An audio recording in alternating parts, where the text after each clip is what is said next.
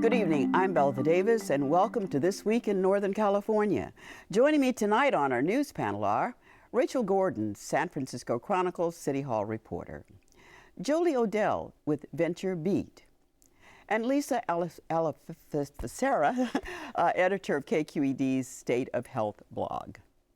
Lisa, there was promising news today. Some people are very excited about, but you seem a little bit cautious that maybe hope is more what we're seeing here now than actual evidence that we've come across. No. I think that, so Truvada was approved earlier this week by the FDA as it had already been approved as a treatment for AIDS, and now it's been approved for a new use to prevent HIV infection. This is, some activists and some researchers are calling this a milestone, that it's the first time in more than 30 years of this epidemic that we have an actual drug that can prevent people from acquiring the virus. The concern comes from a handful of activists who call this a catastrophe, who worry that people might abandon safer sex practices and put themselves at risk of acquiring the virus. So just to kind of run down the numbers, Truvada in men who have sex with men and engage in high-risk behavior, it is reducing their risk of acquiring the HIV virus by 42% in heterosexual couples where one partner is HIV negative, the other partner is HIV positive. It's reduced their risk of acquiring the virus by 75%. This is as long as they also use safer sex practices. I read one quote, though, where somebody was implying that maybe the introduction of Truvada was an introduction to the beginning of the end.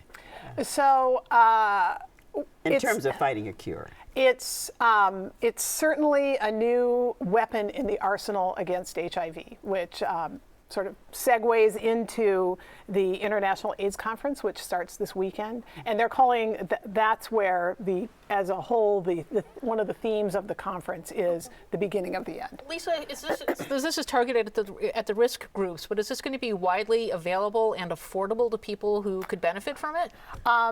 It's a very expensive drug. No big surprise. It's closing in on $14,000 a year. It needs to be taken daily. And for right now, researchers are saying it should only be used on a case-by-case basis, and the groups that are targeted are men who engage in high-risk behavior, men who have sex with men who engage in high-risk behavior, and heterosexual couples where one is negative, one is positive. But no one is saying that this should be widely disseminated to the population as a whole. It's really for these specific groups. And in addition, people who are taking the drug are supposed to come in every 3 months to be tested for HIV and other STDs, and to make sure that they are seeing this only in conjunction with doctors who specialize in treating people with HIV/AIDS. Well, we have about 54 million people that in poor regions of the world who have not had access to some of the treatments that we've become accustomed to in this country. And in some regions, there are millions who have little chance because of the economies of those countries. This is a big issue in sub-Saharan Africa, where HIV has devastated many countries. And in those countries, while there's been, in large part because of efforts by the U.S. and other developed countries to send therapy to these countries, that many people have access to treatment that they didn't have before. But still, I think it's in South Africa, only half of people infected with HIV only half of people with AIDS have access to treatment. So the idea that we're going to be disseminating drugs widely as a preventive puts these countries really in a tough position, because are we not going to treat people who have the disease in order to prevent others from not acquiring the virus? Just when you talked about how it's the steps you have to do to be successful with this drug, as you said, every day, see your doctor regularly. We see that how difficult that has been even without this drug, especially for high-risk populations who are engaging in unsafe sex when people know they shouldn't be. Is there going to be a component not just getting people drugs, but also somehow bringing in education and outreach and getting the word out to people of what you need to do to stay safe and healthy? That's all part of the plan. But you can certainly appreciate that if you have that we need multiple levers to address prevention. And so one of these levers is, I mean, this is the first new idea we've had in 30 years of this disease. The only thing we had before this was safe sex. So, Lisa, a few highlights from the conference coming up in Washington. The conference starts on Sunday. It's the first time it's been in the U.S. in 22 years. That's largely due to the travel ban on people who are HIV positive were banned from entering this country. That ban was lifted in 2010. 25,000 researchers, 2,000 journalists. Barbara Lee, Congresswoman from the East Bay, will be one of the opening speakers right before George W. Bush. A lot of people don't know they work together on a lot of AIDS issues. There's going to be a lot of news coming out, and so it'll be an exciting week. Well, we had some different kind of news coming out of Silicon Valley. A surprise on two fronts. We had some changes from Google to Yahoo, but we also started a new debate about the place of women in the world of high tech and business, period. I think we've also started an interesting debate on new mothers in high tech and executive positions as well. Marissa Mayer not only announced that she was going to be moving from one huge Silicon Valley company to another huge Silicon Valley company, but she announced that she's going to be a mother. And oh my word, the internet has had so much to say about that. Well, I mean, who's saying it? I mean, is it a lot of everybody is talking about that. Is it a reflection of people who are writing on it, or someone feeding them a line or two about everybody she can't who's do this? written about it has mentioned that this is going to be difficult, but when you look at the things Marissa has done in her career, pulling 130-hour work weeks with her strategic showering and sleeping techniques, I don't think that she's going to have to do any less to be an excellent mother and an excellent CEO. She's kind of superhuman in that way, and I think she's going to have to use those superhuman abilities to get through the next year. And this can really change the culture, not only of Silicon Valley, but perhaps companies across America who have made it very difficult for women to be, or a lot of them made it difficult to be successful career people as well as mothers. So basic things like on-site childcare, giving people time off to breastfeed, to go to parent-teacher conferences, all those things. I mean, do you think it's going to have a ripple-down effect because it is so high profile? Well, I think, pregnancy is the new yoga in a lot of industries. In Hollywood, it's that way. And if you look at women like Randy Zuckerberg, she kind of did the same thing where she had a child, she had a really rich home life, and she had an amazing career all at the same time. And I think the lesson here is not that you can have it all, but if you have a really good salary, really good childcare, and a supportive company culture, you can have it all. Well, let's turn to what it means to the two companies. What does it mean to Google, and what does it mean to Yahoo? Is this Yahoo's chance finally to get out of the box? Well, for Google, honestly, I don't think it means that much. They turned her down for a promotion last year. She was up for an SVP role, and they gave it to somebody else. That SVP, Senior Vice President? Senior Vice President, yes, ma'am. And I don't think that they are going to be missing her. They had been pulling her out of the public eye. They'd been pulling her products a little bit out of the public eye as well. Now, what this means for Yahoo, they have had, let's just say, they've had bad luck with finding a good CEO. Why would they do that if she's a successful executive, as she has been, and has been the face of Google? Well, why would Yahoo pick her? No, why would Google? Well, you were talking about isn't what she that the faced at big Google. mystery? I mean, she is powerful. She's a wonderful presence. She's amazing in all kinds of product. They threw email at her. She came out with Gmail. They said, okay, we're going to give you local products, and she did a great job there. My only inkling is that somewhere at some point in her long career at Google, there was some political mess, some kerfuffle. And let's be honest, when you've worked at some place since you're 24 years old and they see every mistake you make as a young person coming up through your career, you're going to ruffle some feathers along the way. So, but isn't Yahoo, a huge part of their business is as a media company, and Ross Levinson, who is their interim CEO, had a strong media background, and a lot of people thought he was a natural to be picked as the permanent CEO because of this skill that he has, this talent that he has, and Marissa Mayer does not have this background. Do you think that'll hurt Yahoo? I really don't think so. I mean, I'm sure Mr. Levinson had a lot of skills with media, but Marissa has shown that she has a wide, diverse range of skills. I mean, she has handled so many products, and I think Yahoo is so much more than just a media company. It's a wonderful technology company. They've got brilliant engineers working there. They have Flickr, this big photo product. They have social products, and I think that what they need is someone like her who can handle all those very, very different things equally well and negotiate in the boardroom. She's an engineer by training, isn't she? And then she is. She also also is not coming cheap, is my understanding. This is not a $20,000 a year job. Her contract has been all over the internet, and nobody can figure out how much she's making. Some are saying 40 million, some are saying up to 100 and something million a year. Nobody can figure it out, but it's a lot, yeah. She doesn't come cheap.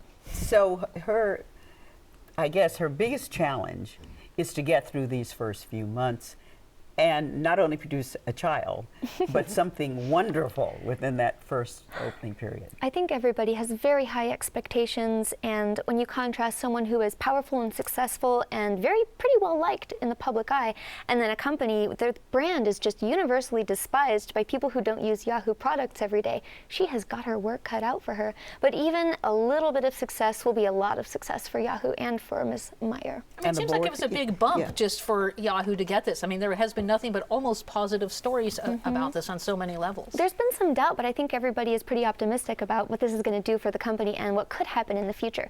We'll just have to wait and see. Okay, we will have to wait and see. And we have been waiting to see on Rachel's story for a very long time. Once back, whenever it was, we elected a sheriff, and since then he's not been able to be the sheriff. Right. I mean, this has been going on since January. It's likely to go on much longer, but there are a lot of developments in this case against talking about the official misconduct charges against suspended Sheriff Ross Mirkarimi in San Francisco. He's before an ethics panel in San Francisco. They are looking at the mayor's charges.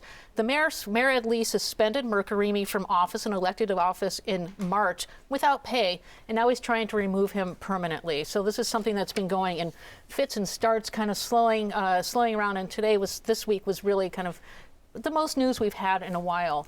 Mirkarimi's wife, Eliana Lopez, who's an actress from Venezuela, had been in Venezuela with their young son since March as well. She came back to the Ethics Commission to testify on behalf of her husband, saying that he never should have been prosecuted. We must say that he also has pleaded guilty to one count of misdemeanor false imprisonment of his wife. That stems from an incident that started on December 31st when he grabbed her arm during an argument, and it bruised. So that led to a criminal conviction and then his administrative misconduct proceedings. So where does it stand now? I mean, who makes the next move? Okay, so there are a couple of moves that have to be made. The Ethics Commission is going to make a recommendation to the Board of Supervisors. Interestingly, Mirkarimi had once served on the Board of Supervisors. They'll say whether they believe that the charges of official misconduct should be upheld. If that happens, you need 9 votes, affirmative votes on the Board of Supervisors out of 11. That's a very high bar to do it. It's only been done once successfully in the history of San Francisco. And then if Mirkarimi is removed from office, he can then go to court and challenge it on that front. And the attorney said absolutely they'll do that. Now, what about these questions about Mayor Lee and whether he perjured himself? Right. I mean, this is a really fascinating case. It's legal, it's criminal justice, and it's definitely political in San Francisco. So this is one citywide elected official going after another citywide elected official. As these are going through, these hearings are proceeding, Mayor Lee took the stand last month, and right away people said he committed perjury. Mayor Lee says absolutely that's not true on 2 issues. One, did he talk to a supervisor, member of the Board of Supervisors, about these charges beforehand? He said no, he didn't. And the other one, did he send an intermediary to offer Ross a job outside of the sheriff's department, a lower level job?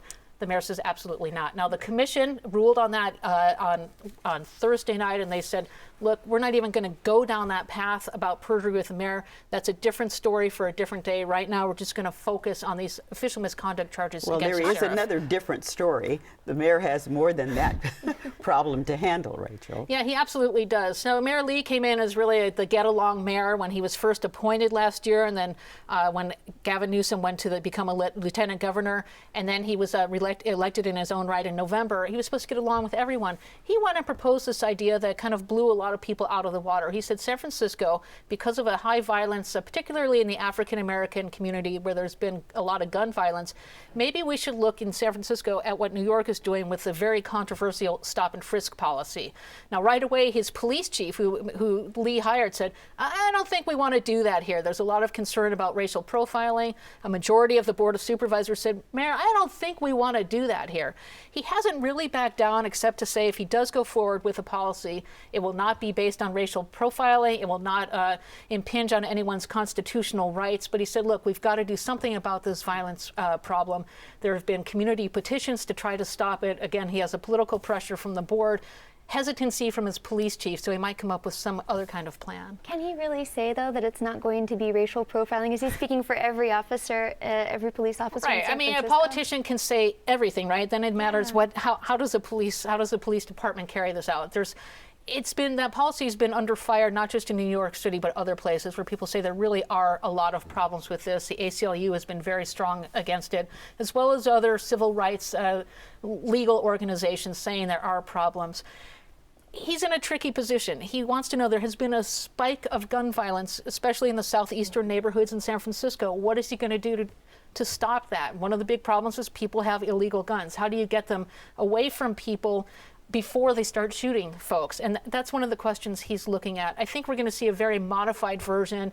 There is going to be pushback, not only politically, but potentially through litigation if he moves forward with this position. Well, we had this terrible case of gun violence in the last 24 hours. That might have some impact on the public's acceptance for him to try to do something about getting guns out of the city. Right. I mean, there is in San Francisco is a very long, solid record of gun control. They probably will look at some things. It's difficult to own a gun. It's difficult to use a gun. In San Francisco, you have to keep it locked up. So there are a lot of ways to do it. I thought one of the most interesting things with this is how the mayor's police chief kind of publicly went and questioned his boss's determination to at least even look at stop and frisk. He didn't talk to him beforehand, it seems, and as I said, it took a lot of people by surprise. And last, the hospitals that he had hoped to have constructed here on a very complicated situation, and we have about 30 seconds. I'll do it very quickly. That issue is on hold. California Pacific Medical Center wants to build a big hospital on Cathedral Hill in San Francisco. There are concerns about the impact on jobs, housing, transportation, and whether St. Luke's, which is a sister facility, will remain open as well. So they were supposed to have a vote at the Board of Supervisors this week, and they said, let's just wait a couple more weeks. Well, Rachel, you did an excellent job. Thank you. Thank you.